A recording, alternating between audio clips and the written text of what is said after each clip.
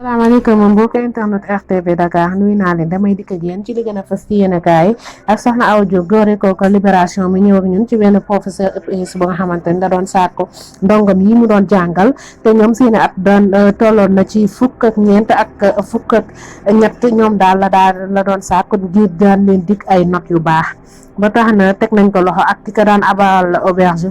auberge bi mu daan yóbbu ndongom yooyu di leen sàkku mu nga dëkk fële ca diwaanu Mbour teg nañ loxo itam borom auberge bi.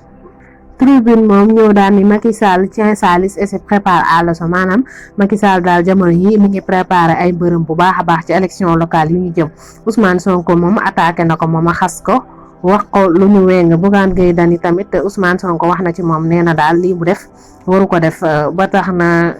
la Tribune nee na bu Sonko dafa am une mémoire courte parce que jamono yi la ñu tëjee woon seen TV c'est grâce à lui donc su amoon xel amaana du yàq li mu yàq Bougane Gueye Dany la Tribune moo ko xamle. Walf Quotidien moom ni Sonko yàq na def Macky Sall fële ca diwaanu Ziguinchor nee na yàq na ko lu mel ni xeme lépp ngir daal jongante élection locale daal mu daal di mën a am ci nu mu gën a gaaw loolu moo taxoon mu koy jox ab ultimatum fële ca diwaanu Ziguinchor. Source A ñëw ñun ci Aïssatou benn ndongo boo xamante ne moo nekk première du centre en même temps jour bi nga xamante ne moom la ko doone boobu daal la daal di mucc ginnaaw bi mu nekkee woon enceinte. ba tey Source A wax ak ñun ci ñuy fare ci nguur gi di xam ne ni Aminata Touré ak Aminata Mbengue Ndiaye ak Moustapha Diakhaté ak ñi farewul ci nguur gi daal am na ñu bëri daal dañuy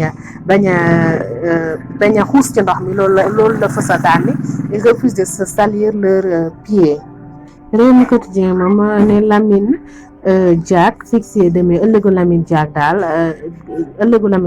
dina leer ci fan yi ñu jëm. Les Échos moom ñëwaat ak ñun ci 1,5 milliards yi nga xamante ne récolté nañ ko en quelques heures di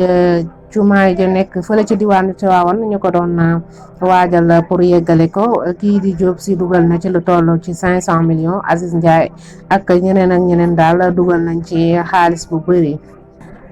Sonko moom ñi ne Sonko critique violemment l'opposition maanaam Sonko daal dafa jël opposition bi moom it def ko ab opposition maanaam di ku jéeg ñi fare ci ku jéeg politique yi fi mu nekk ni daal waxagul sax wax nguur gi le temps moom ñëw ak ñun ci ki jiite wàllum douane la douane faire des fraudeurs parce que dafa jàpp ñi nga xamante ni dañ doon trafiqué faax.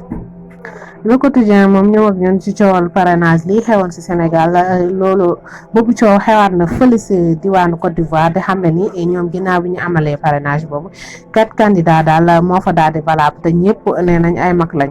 L'As Quotidien moom daal ni les inondations font chavirer l'opposition neneen ne mbënn mi daal andi na problème ba nga xamante ni waa ñi fare ci kujje politique bi ñoom ñooy xeex seen biir di waxante lu ñaaw ba fi mu nekk nii taluñu sax nguur bi nga xamante ni moom la ñu war a wujjeel. Évidence moom ñëw ak ñun ci